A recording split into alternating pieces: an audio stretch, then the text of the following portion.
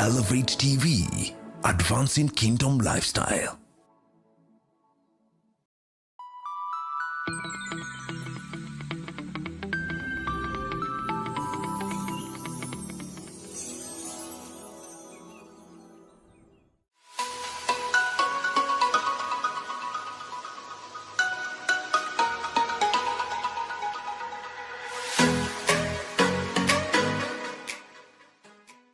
A lot of people who are put in positions of leadership don't have the theory of leadership. Then they become typical Gichuki practitioners. Church leadership and governance. These matters we are discussing of governance are quotes and quotes earthly matters.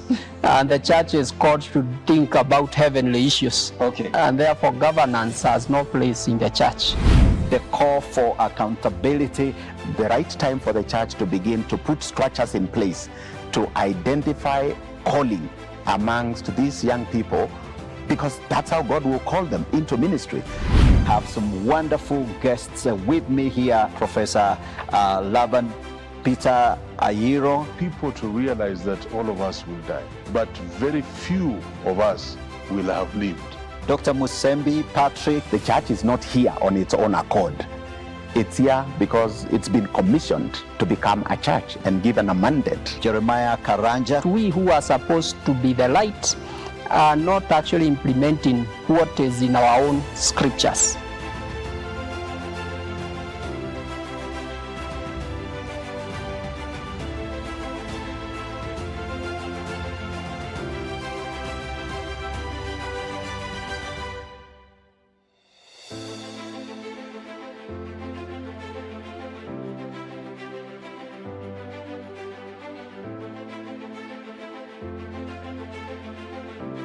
Ladies and gentlemen, welcome to another episode of the Gigi Report. I'm your host, Godfrey Gichuki, and today is another wonderful, exciting show.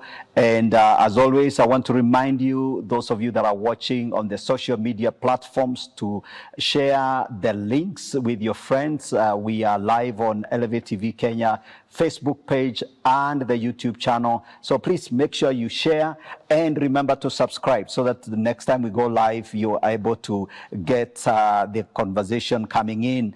And so thank you very much indeed. Those of you that are watching on TV, there are numbers on the screen. You can always send us a text. You can also find the social media side of things and then make comments and engage with us. So today we're going to be talking about church leadership and governance, the call for accountability, and I have some wonderful guests with me here, and I will be just asking them to welcome our audience. Right from my extreme right is Professor Laban, Peter, Ayiro, the DVC, Daystar University. Please welcome the audience. Thank you very much, and I'm glad to be here, and we hope we'll engage in a useful conversation. Thank you very much, Professor, for that introduction. Dr. Musembi, Patrick, welcome to Elevate TV. I think first time on the set today. Welcome the audience. And Thank you. Thank you, Gigi. My name is Patrick Musembi, and I am excited to be here. Welcome, and let's have an engaging time together. Thank you. Wonderful. On my immediate right is the CEO of ICS, that is Institute of Certified Secretaries, Jeremiah Karanja. Karibu sana. This is your second time here, so welcome our audience. Thank you, Gigi. Welcome our audience. As mentioned, I'm Jeremiah Karanja, CEO, Institute of Certified Secretaries, a professional membership organization responsible for matters governance. Thank you. Wonderful. Good. As always, I keep telling every one of you that the Gigi Report is a platform for big, bold, and honest conversations on a broad range of subjects. And today we're looking at matters church governance, administration, of course, theological, some of the theological issues and leadership issues. This is a very important conversation, as you know very well. Now, the background to this conversation is that, as you know very well, there is a very big conversation amongst the church and national leadership in the matter of accountability. That word accountability is actually really trending. Specifically, the church is actually being accused of corruption and compromise with corrupt state leadership. So the word corruption, attached both on the state and on the church is a very big issue. It's a very big dilemma. So the question we are asking is, how can the church remain accountable? So the church still need to be accountable and to be led well. How can church effectively govern itself and remain morally unquestionable? So, and then on top of this conversation, those are the issues we're going to be addressing. And there is also we want to announce that there is a conference that is coming in and has been organized by Daystar University, and that's coming on next week. That is from the time you'll be watching this show, that will be next week, 17th July to 19th July, 3 days. This is an important conference, and it is about church leadership and governance, and that's why I brought this gentleman to this particular conversation, this show, and we're going to be diving into that. What's the conference about, and how can you participate? And we want to enrich that space and that conversation because we want a strong church and we want a strong nation. All right, so let's dive right into the conversation, gentlemen.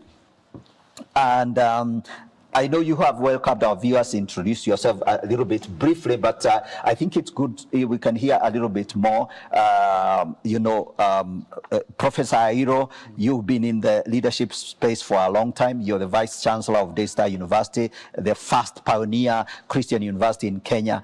Maybe you can tell us a little bit of that and where you are right now, and so that people can lay that background. Yeah, we start with you very briefly. Thank you very much, Gigi.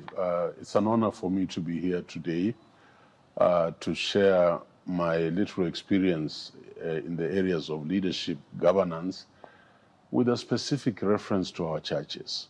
Right.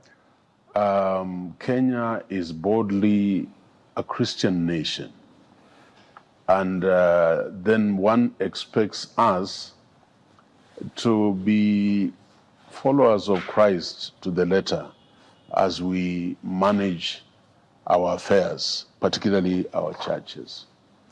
As you all know, Daystar is a multi-denominational university. Right. So we bring in the various faiths, Christian faith, in our trustee board, and we are courageous to state that we integrate faith into our learning. Right. Right now I'm teaching PhD and master's classes, and they know that my research methods is incomplete if we don't engage scripture. Right. As to why it is important to learn, why it is important to research. So we have taken it upon ourselves as a Christ-centered university to extend our services to churches across Kenya. Right. And as you have said, when you mention church today, people are apprehensive. People are negative. People are calling us names. Okay. And Gigi, when you search that area, the critical variable is leadership. Right. And I'm hoping that in this conversation, we will try to bring out aspects of leadership and then invite the bigger audience to come for this training. Okay. At Daystar from Wednesday next week, 17th, to Friday, 19th.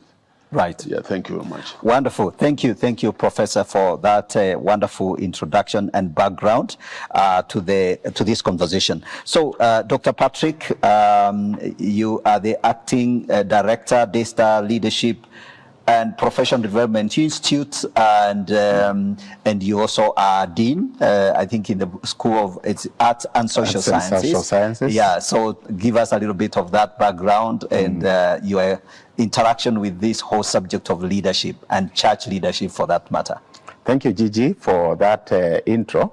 I am excited again just to state my name. As I said, Patrick Musembi, and currently serving as the Director of Daystar Leadership and Professional Institute, and also the Dean, School of Arts and Social Sciences. I am more excited because, being Dean in the School of Arts and Social Sciences, I have been in touch with the church, because the department that serves the church, the Department of Theology and Pastoral Studies, is in my school. Okay. And that brings us very closely, or close to the pastors, to the clergy people, not forgetting that I myself am an ordained minister and oversee a number of churches scattered in about 4 counties. And that has given me a first-hand experience with the church, and to know the areas that need is, and the areas where capacity is required.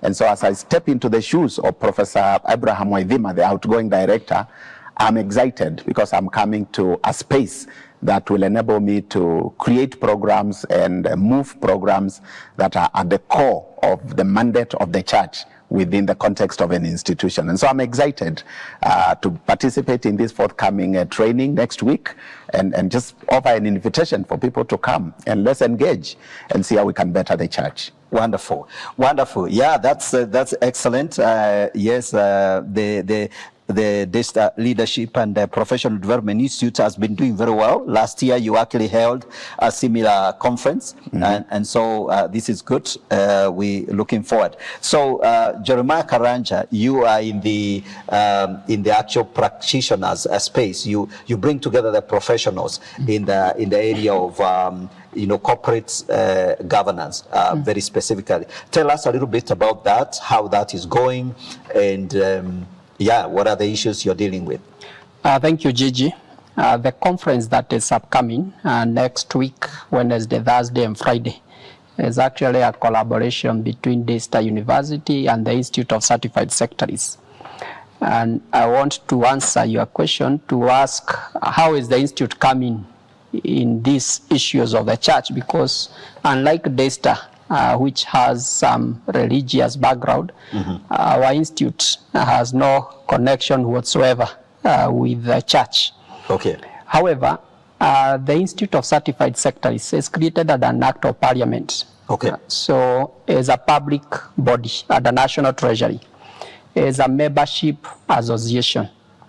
Our mandate is matters governance, and governance cut across all sectors. Okay. So it doesn't matter whether it's a church, whether it's a company, whether it's an NGO, each and every entity requires good governance. Right. And in that light, the Institute has partnered with various other institutions previously, most notably Hesabika Group, where we supported them in writing the governance guidelines for churches in Kenya. Yes. So it's not the first time we are in this space as a person. I have also interacted with churches many times. One, I'm a believer.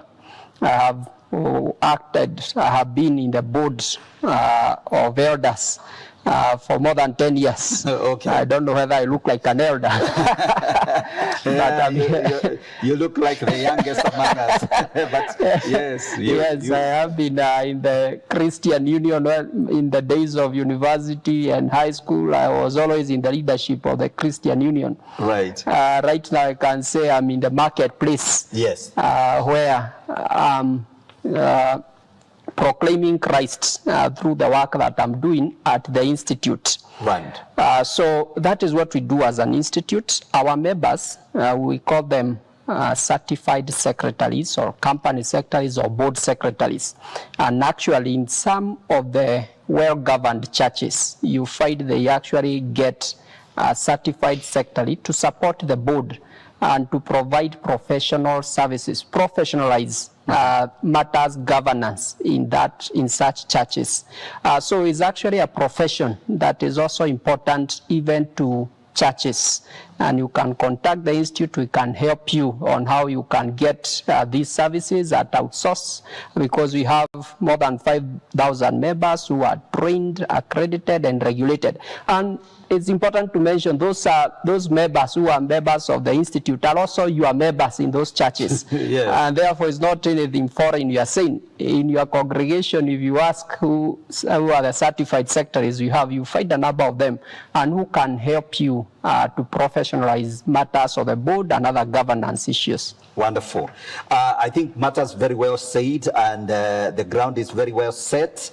We are speaking about church leadership and governance here, and yeah, I think that's a very good background. So let's talk about the issue, the big conversation.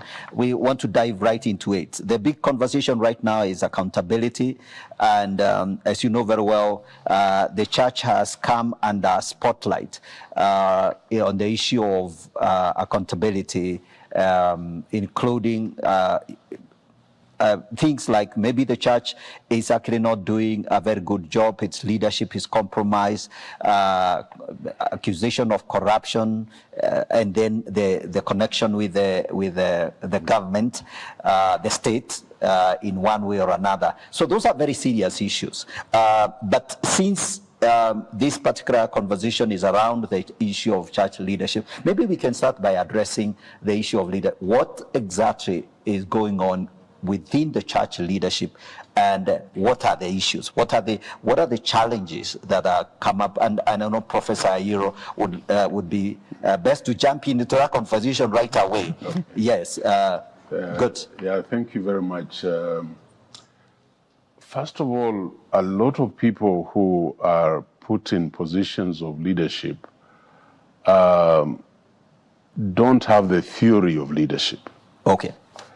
And then they become typical Juakali practitioners. Okay. So when you take your car to Kirinyaga Road, the Juakali artisan will start touching everywhere. Right. And then eventually, collide with the fault in the vehicle. Right. This is because of lack of theory. Mm. So on the onset, we must build capacity of our church leadership. Yes. Right from the boards up to the deacons, all must be exposed to the best practices in leadership. Right. I haven't even gone to management, but just leadership. And why is our church under negative aspersions? Right. I can definitely attribute this to the majority of the church leadership is not exposed. Okay. And I'm sorry to say, spiritually, they are not exposed, leave alone the corporate governance. Right. Because it should sound to you unchristian and wrong for you to receive, I don't want to call them donations, bribes, so that you can be influenced. Right. And yet you are a leader of a congregation of more than 200 people. Mm-hmm. So you can see how you are chaining their minds to this particular person. And it sounds nice. It's very exciting that we got 500,000 donation on Sunday. But look at the repercussions to nationhood. Right. And what we're going through today. So I want to say the leader is an influencer. Right. And that's what leadership is. Exactly. You influence people to go beyond their self in what you are engaged in. So we at Daystar are trying to do that. We have integrated faith into our learning and the Christian values, the Christ-centeredness, is supposed to hem you in terms of conduct and character. Yes. And so what does the church need in Kenya? It needs a spiritually sensitive leadership. And then we shall give them the skills from our Institute of Certified Secretaries on how to turn their church into a corporate entity. Yes. But Gigi, it all starts with the heart. Right. That's yes. what leadership is all about. Yes. Yes. If your heart is in it,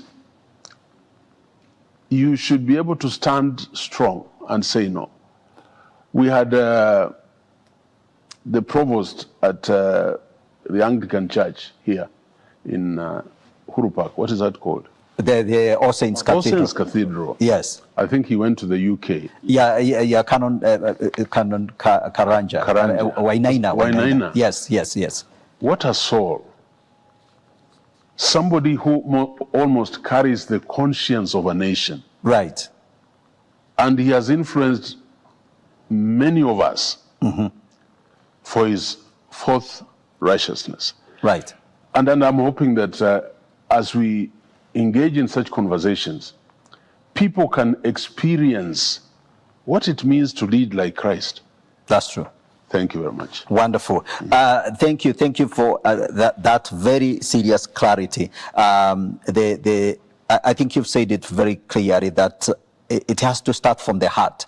You know, the church, the leader, there has to be that spiritual heart for leadership and being an example, being an influence, a positive influence. So, Dr. Patrick Musembi, you are also a pastor. By the way, I like the idea of being a pastor. You know, just a simple, because really, if you marry, bury, and baptize or even pray for people, that's the pastoral work. It's that simple. Yeah. And when you do it, there is something that really connects, integrates with, even if you are in the academy, when you practice pastoral work, you are in touch with the real people. Yeah. So your experience on leadership and also maybe your response to the issue of what you see as the biggest challenge facing the church. Well, I think those are many questions in one. Yes. I'll try to see which ones I will answer. But interestingly, I think one of the challenges that we have in the body of Christ is, first of all, for the church to understand its mandate. Okay. I think that is first and foremost, to understand that the church is not here on its own accord. It's here because it's been commissioned to become a church and given a mandate, a divine mandate by Christ. And to execute that mandate, a number of things must come to play. First of all, it must be done with efficiency. It must be done effectively. And the moment you begin to mention efficiency, effectiveness, you are beginning to talk about that quality of leadership. And you are beginning to talk about the quality as well of the structures of governance within that institution. Yes. I think that is not a language that has been understood by the church clearly. Because the church would want to step in and assume that they have a mandate, a vision, mission, and just jump into it without understanding that there are certain pillars that must be articulated clearly with principles so that we can be as effective as Christ would like us to become. So if you look at what is happening in the church today, it's just a question of saying accountability is in question. The reason why a preacher would want to invite the political class and allow them to speak from the pulpit is because possibly there is no one over them oversighting on them. Okay. And if that person is being oversighted by someone over them, then that structure is not effective, because there should be policies to govern how politicians will interact with the church. Yes. So I'm just thinking that the whole question of understanding the foundational issues about the mission for which the church has been called, and what does it require for that mission to be effective in carrying it out. All those issues leadership, governance, as we will be talking in the conference. Those are the issues that the church needs to come to talk about. Right. Actually, I just want to jump in because I remember in the crisis, in the ensuing crisis, when the protests actually really kicked off, I saw various church organizing bodies issue directions. In fact, specifically, NCCK did issue a guideline on what to, I think something to do with how they should handle the politicians, or what they should do, say or do in the church during the church service, because I think it's become a very, very big issue. So there is a practice issue. So there is the theory, the principles, and then the practice, to the extent that NCCK literally had to issue some guidelines on that. So yes, I think there's a lot of work that needs to be done, and as we are telling our viewers that they need to get engaged. You need training. So make sure you get some very, very good training so that you have an effective team. Bwana Karanja, you know, from where you stand, given, you know, you are part of a very serious professional body, the certified secretaries. These are the guys who know how boards and you know, those oversight institutions or units are supposed to function. So maybe you can again address the same thing. What exactly is broken about this leadership, and do you see like the church is taking its mandate and role seriously, and what are the gaps you see actually? I think part of the problem we have is this notion that these matters we are discussing of governance, quotes and quotes, earthly matters, and the church is called to think about heavenly issues. Okay. And therefore governance has no place in the church. Okay. Which is a misguided perception or thought, because actually governance is in the very heart of the scriptures. In fact, is the corporate, is the world which has borrowed and implemented these scriptural principles, and they are implementing so well. But we who are supposed to be the light are not actually implementing what is in our own scriptures. Okay. And God, because governance is all about order. God is a God of order. Right from Genesis in creation, the way he did things, he did not create man before he established a garden, and before he established the structures, before he came up with the rules. So you have the structure, the way he put things, you have the rules, and people and Adam and Eve are supposed to follow. You look even at the ministry of Jesus Christ himself. Although he was the minister, so to say, but he had structures. He had Judas. We don't want to say now that he stole the money, because Jesus knew he was a thief. But Jesus never involved himself on matters money. He had structures he had put in place. Somebody was responsible for finances. So that is governance in the ministry of Jesus. This notion that we have as churches, that when we talk of matters governance, the earthly things, is actually not true. Okay. It is the world which has borrowed the biblical principles and implemented them. So when you see corporates succeeding, it is because they are using these principles. All right, so we take a short break, ladies and gentlemen. We have been having this conversation on church leadership and governance. We will come back to this conversation. Let's take a short break.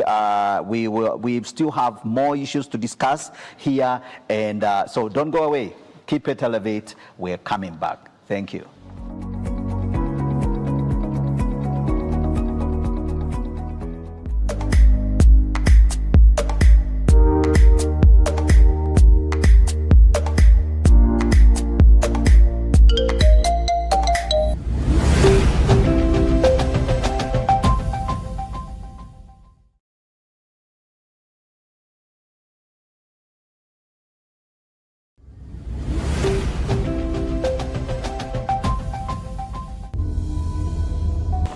There's no nation, no town, no city without fathers. Being a Holy Spirit driven church is New Testament.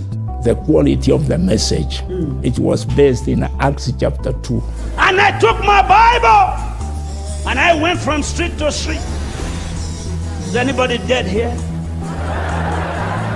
We never met those miracles a reason to appeal for money or to be known. No. Tracing the Mantles is a program whose core is to identify mantle carriers from our fathers. That Catholic woman stood and he was sliding everywhere. He said, oh yes, now this is the black Catholic woman. But these are not only mantles, but spiritual authorities that have paid the cost, stood the test of time. You are given 6 hours to leave the country. And made lots of sacrifices for the gospel of Jesus Christ. Many of us invested in the school, college, university ministry. But these are not only mantles, but spiritual authorities. One of the things that bring revival in this country is the power of the Holy Spirit, the presence of the Holy Spirit. Catch Tracing the Mantles every Sunday from 8:30, hosted by Pastor Sunda Juma, only on Elevate TV.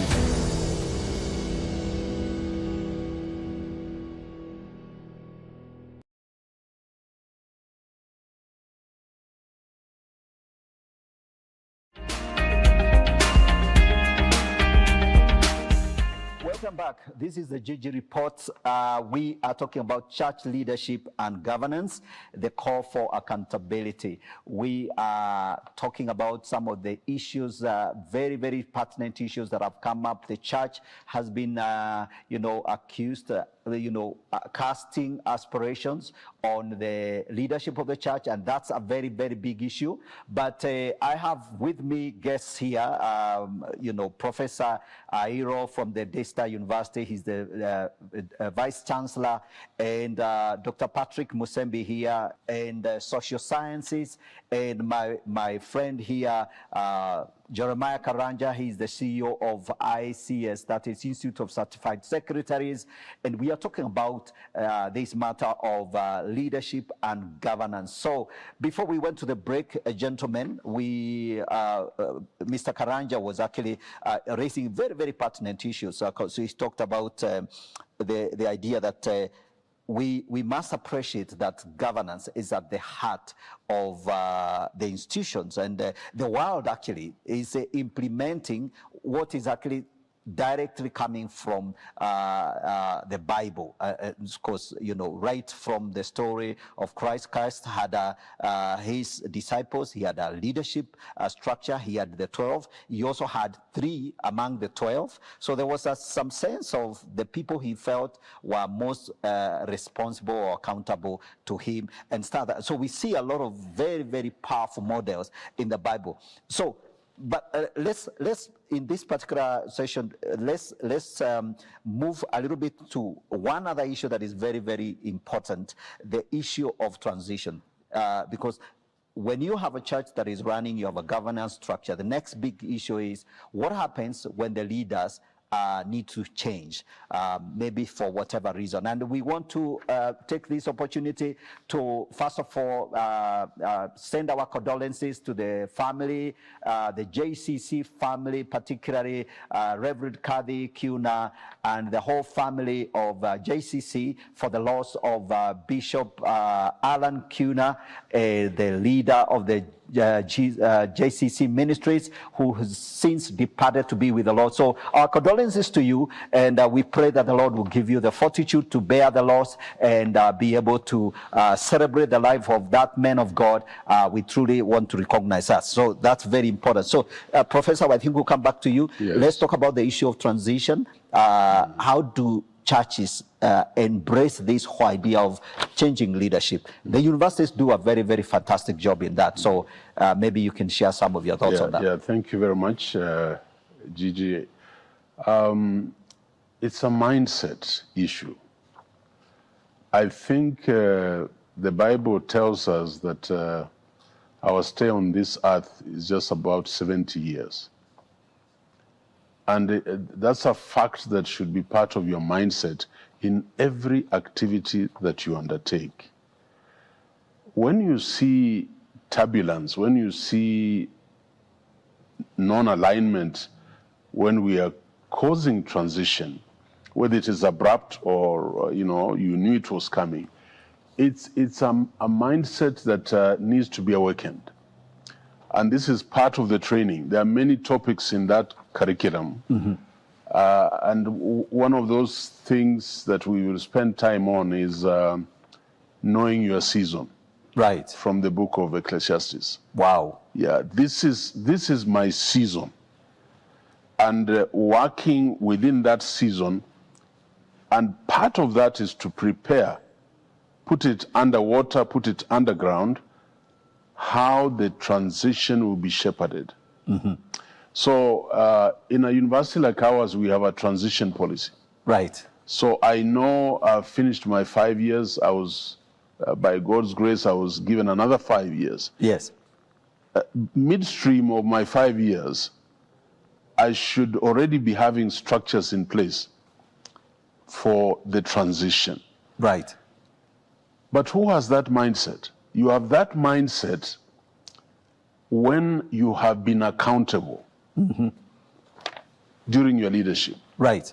So what impedes smooth transitions is because of issues around accountability. There was too much favoritism during your time. In this congregation, you used ethnicity as your yardstick. Okay. In this conversation, you used nepotism.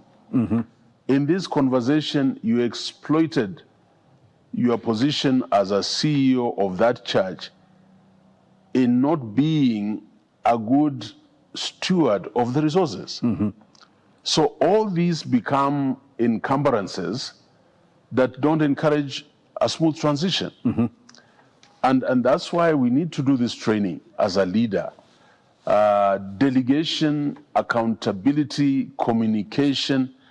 Then you have a ventilated system. There's enough oxygen yes, for you to live, and the institution can still breathe. Okay. So for me, it is deeper than that. That everybody has to prepare for transition if indeed you are a kingdom builder. Because that's your mission. Your mission is to stand in and build the kingdom of God. So what are you doing in that regard? And that's why I would encourage all of us to read 2 books. One is, of course, Lead Like Jesus. And the other one is what I put down my thoughts in my experience of about 30 years in leadership, Insights into Institutional Leadership. Okay. So fundamentals that you must embrace, that will encourage, that will give impetus to a smooth transition in your organization. Wonderful, wonderful. Yeah, there you are. So there are 2 books recommended. That is Lead Like Jesus, you said? Yeah. Yes, and then Insights into Institutional Leadership. Institutional Leadership, actually authored by Professor Laban Peter Ayiro. So that's a very good book to look out for. Plus, of course, the coming conference next week, 17th to 19th of July. That will be a very, very important conference. Don't miss and get to learn these things. All right, so we'll come back to Patrick. Patrick, we treat you as the practitioner. You are the pastor and the academic. You are in the pastoral, everyday pastoral leadership and in the academy. So, and of course, you train theologians. So perhaps you can speak into that. Maybe, and even more specifically, when you think about when you train in the school, the theological school, is there a gap in terms of understanding, or are these things not taught in Bible school, how people should prepare themselves? Do you think there is an adequate engagement on that? What's your experience and thoughts? Yeah, interestingly about that question is that, just like you rightly point out, these are not matters that are part of the curriculum. They are matters that are discussed with people who have already experienced them. Okay. In fact, it is at this point during a conference like what is coming next week that we will put together people who have had success in transitioning from leadership, so that we put them on the floor and we begin to engage with them and ask them questions, so that the younger ministers who are coming into leadership can begin to hear the persons who have already transitioned from active ministry to retirement, for example. Okay. Talking to them. Because it is not part of what is taught in the curriculum. You would not go into a Bible school and hear somebody come to you and talk to you about how to transition in terms of leadership. That is not part of it. Okay. And so my appeal here really is to ask the viewers and the people who are in active church leadership to come into this conference so that we can dialogue over these issues, and particularly more so listen to people like the Registrar of Societies, because that is the regulatory body that will help us to know how to input some of these things into our constitutions, so that it becomes a matter of public and engagement with the rest of the church. You know, harvest the concerns from the members or our congregants in terms of how the church can be transitioned in leadership.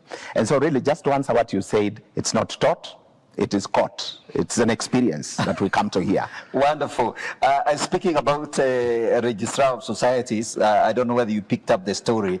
It actually was exposed in Githurai, and one of the gentleman pastor leaders there, he's actually our friend, is called Elijah Lankisa. He called in the Registrar of Societies in their Githurai 45 fellowships, and they came and they had a conversation, and they engaged with the Registrar of Society. And I think when the matter came into the public domain, it's like, oh, what's going on here? What is the Registrar doing in Githurai? So even the church beginning to engage in that, there's quite a bit of, I think it issues some suspicion, because I think people think the government is up to get the pastors. But I think, so what I think we are assuring the viewers that yes, the church has to engage. The church has to actually come into the conversation, and the registrar is willing to come into the conversation and say, look, we don't just want you to fill papers. Come, let's have a dialogue. Who are your leaders, and can you please make sure that it's all documented so that then we know who to hold accountable? Absolutely, and actually what we are doing is a repeat of the one we had last year. Last year we had the Registrar of Societies coming into the conference, and she had a whole session talking to the members, and I can tell you there were debated questions that members were asking in regard to how to do their returns and how to fill in their minutes and all these kind of things. And the registrar was there live answering the questions, and everybody was like, you mean this is a person? Yeah. Now we have done the same this year. Okay. We are inviting the Registrar of Societies again to come so that members can be able to ask those questions that they have nobody to answer when they go to the corridors to file their returns, or marriage certificates and issues around marriage, and all those other issues related to the church. She will be there. And so I'm just saying, come, let's listen to the registrar answer questions for us. Wonderful, wonderful. I love that. This is ad education, so it's enriching the conversation. Bwana Karanja, I think for you, maybe would like to ask what. From a professional point of view, when it comes to transition, we see the corporations, the public corporations, they are very organized, they are very systematic. So if a CEO is retiring, for example, a year in advance, they advertise, they recruit, they prepare, and then the new CEO comes in 2 or 3 months in advance into the organization, and everybody is informed, and then they begin to transition so that you never have a gap. So do you see the church really is ready to engage at that level and to take it that far? Thank you, Gigi. I would like to mention 2 points. The church does not operate in a vacuum. Okay. It operates as part of the society. And I will explain that later. But number 2 is that in this part of the world, I think we don't like hearing those things of transition. Okay. And even though at the pulpit I'll preach about, in my mother tongue, there is a song we used to sing that if I talk Kikuyu bit, say, it's a must that you die. But if today you are told, God tells you, come home. Yes. Some of us, you run. So we don't, and so that reflects even in our personal lives, how we plan our things. I'm also trained as a lawyer. And I'll tell you, when you tell people about succession, that prepare a will and all that, people start thinking that you are speaking doom to them.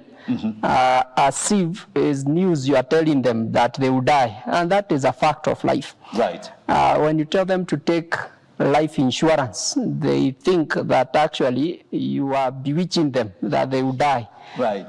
That's why, and I'll give, which is a research done, when you look at the Asian community in our country, the moment the sole breadwinner dies, the family become wealthier than they were. Okay. Because of compensation and all that. In the African society, when the father dies, we go to begging because we never, it's like we are realizing now that this person would die. And it's the same concept that we bring even in the church. We don't plan on how, not only death, but ideally, I'm a CEO. I was appointed as a CEO 2022 April. Very clear, with a very clear term of office, 5 years, renewable once. That is based on performance. So I can tell you the day I will retire. And the Institute has invested a lot on matters. There is actually a publication we have done, what we call 360 board development. One of the modules there that we train organizations is what we call off-boarding. How do you off-board the leader and how do you on-board the next one? Okay. When I was appointed as a CEO in April 2022, my predecessor was still in office. Yes. Actually, for 3 months, we worked together. Okay. He was the CEO, I was the acting CEO, I was the incoming CEO. Yes. So until his term ended. So during that time, I was able to be inducted, and therefore there was no gap on how we transition.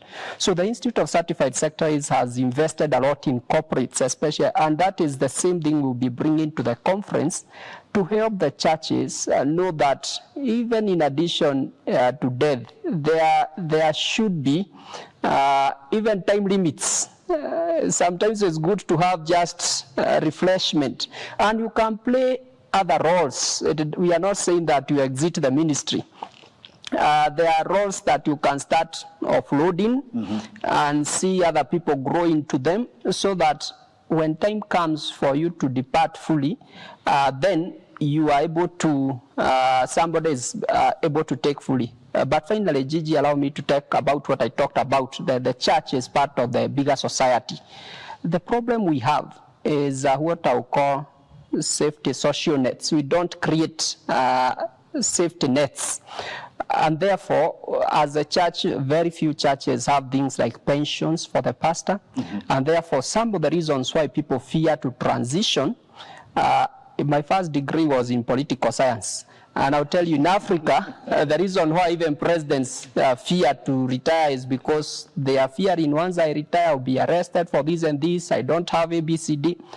But once you assure them, even post-retirement, you are okay, then they don't have a problem in exiting. So in the churches, the problem is this church is actually part of my livelihood. So if I exit, and we have seen that. I come from, my parents are pastors. Yes. So we have seen that once they exit, there is no anything to earn from. So I want to hold on there because that's where I get my livelihood. So as a church, we need to start thinking around that. How do we support ministers past their time? Absolutely. So I am now opening it up free for all. You can comment on that. You can comment on that. And as we wrap this, we have about 10 minutes. So it's free. So especially the thing that you feel is. Yes. Yeah. Thank you very much. I think this has been my greatest occupation as a leader. And I have learned that there's, as my brother here has said, there's one certainty in life, and that is death. Right. So all of us will die. I had the privilege to work for the late President Daniel Arap Moi in his personal school, Sunshine School, on Langata Road, as the pioneering principal. It never crossed our mind that there's a day Moi will not exist in this country. He'll have gone home.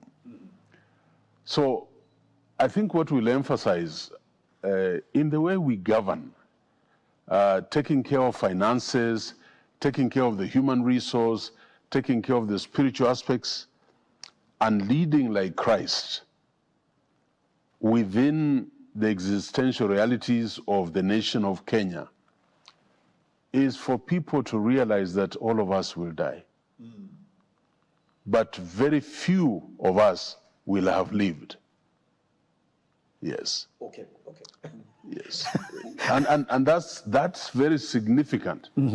That's why governance and leadership is a privilege. Yes. Because long after you have gone, God has given you an opportunity to make a difference. Yes. And that means your legacy will perpetuate long after you're gone. Yes. So you will have lived. Yes. But there are people on this earth who will die and nobody will know they had lived, even when they were in positions of leadership. So I think it's a big lesson for us. And the best way to lead and to accept transition is to allow yourself to be vulnerable. Wow. Yeah. You must be vulnerable. Yes. One, you know you are not here forever. And two, it is these people that you are leading that will perpetuate your legacy. Wonderful. Thank you. Wonderful. Thank you so much, Professor Ayiro. I think that's very well said. I think we need to embrace the idea that, yes, we need to build institutions that really can work. And one of the other issues that has come up, and I'm really just opening this up as we wrap up, is the whole issue of, for example, what the Gen Zs have raised is they are sick and tired of corrupt institutions. In other words, institutions that have ossified and they have become so fluid, you can't quite tell what's happening behind there, and the things that are coming out, it looks like there is a serious compromise to the extent, although some of the accusations are not exactly accurate. But so do you see what needs to be done to build much stronger institutions, especially the church, from where you sit? Well, let me answer an aspect of the Gen Zs because you have brought it up here. Yeah. And one of the things that I think the church needs to be alive to is that these young men and women, our sons and daughters, are not a threat even to the clergy who are in leadership as it is today, so that they are not just banished out there into the periphery, into the corner, and untouchable. But I'm thinking that it is the right time for the church to begin to put structures in place to identify calling amongst these young people, because that's how God will call them into ministry. But without a structure to recognize the people with a calling and a very elaborate program of onboarding, to use the concept that was used in here, either in terms of internship and a leadership development program for those young men and women whom God has a calling into them, so that they can eventually transition into leadership of the church. And that way to feed into what we are saying in terms of how to transition in leadership. So my call here is that they are not a threat, and we need to harvest their concerns, create that system to harvest their concerns and to attend to the needs that they have, particularly the called out ones within our pews and within the congregation. That for me is a critical thing that the church needs to engage on right now. Wonderful. Yeah. The young generation has spoken, and they have demanded that they need to be on the table, and they have stated their claims very clearly, and the church is on the spotlight. So every church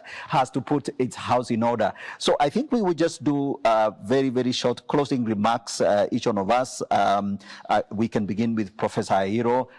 Look at that camera, and in about 30 seconds or so, final call to the leaders watching this program. Yeah, first of all, thank you very much, Gigi, and thank you, our audience. My prayer, my deepest desire is that all of us would lead like Christ. And so your leadership should come from your heart. And then you sharpen your mind in going through training programs, because leaders must be readers, and then finally leave an impact. That is what God has asked us to do. Thank you very much. Wonderful. All right, Patrick Musembi. So you get another 30 seconds. Yeah, sure, Take your time. Thank you. Yes. I think what I would like to say here is to just make an appeal to those in church leadership in whichever capacity, that we need to prove ourselves, as the scripture says, to be workmen who need not to be ashamed. And the only one way that we can be able to do that is to engage in forums like this one. This training is going to be quite subsidized. It's actually in the tune of 100,000 Kenya shillings if you are to get it out there from either on the part of the institute. But this collaboration between Daystar and the Institute of Certified Secretaries has been able to get partners who have compensated that kind of a pay. And the people coming in will just be paying 10,000 Kenya shillings, including meals, including a certificate, including 3 days of training and materials that they will be given, and an opportunity to interact with all these many people in the space of the church. And so I want just to share, if you allow me, the number that somebody can call. Just in case you are interested, you can reach out to Daystar on 0796 445 181, 0796 445 181. If you reach out to us, we'll give you a flyer and give you more information about this, and looking forward to seeing you there on Wednesday so that we can engage together. Wonderful, wonderful. Jeremiah Karanja, please give us your closing remarks, and welcome people to the conference next week. Yes. Thank you, Gigi. The Institute of Certified Secretaries, as I mentioned earlier, is a membership professional association of certified secretaries. These are governance professionals who support organizations, including church organizations. You can get in touch with the Institute, and we can link you with certified secretaries who can support even your organization, your board as a church, to professionalize and to have good governance structures and policies, review your constitutions as a church so that you are well governed. And some of these services, our members are ready even to offer you pro bono, free of charge, because they are part and parcel of your membership of the church. And therefore, we are here to collaborate with Daystar University to host this conference next week, 17th Wednesday, 18th Thursday, and 19th Friday at Daystar University here in Nairobi, just to capacity build you on matters governance and leadership. We are together as your partners in improving governance in your church institutions. Thank you. Wonderful. Yeah, thank you so much, gentlemen. Yes, for being here. It's been an amazing conversation. I'm very, very blessed that we've been able to talk about this, and also to, of course, call and say, yes, we stand with the new, push for accountability. And this is no better time for this conference so that we can actually build the capacity. And thank you so very much, gentlemen, for coming in. Ladies and gentlemen, this has been a very amazing conversation. I believe you have learned and that you're well now prepared. Please make sure you get the details for the conference coming up on the 17th to 19th of July. Don't miss the conference. Send your leaders, church, some of the denominations, send your leaders there and let's have a very strong, well-trained leadership in the church and within the other sector society, so that we can have a nation that is very well governed. So God bless you so much, and thank you for tuning in on the Gigi Report. And please remember to support Elevate TV, and also to subscribe and share, and make sure all your friends are in the loop. And God bless you so much. It's been a pleasure hosting you here. My name is Godfrey Gichuki, and may the Lord bless you and keep you. We'll see you another time, same channel, same day, same time. God bless you, and bye for now.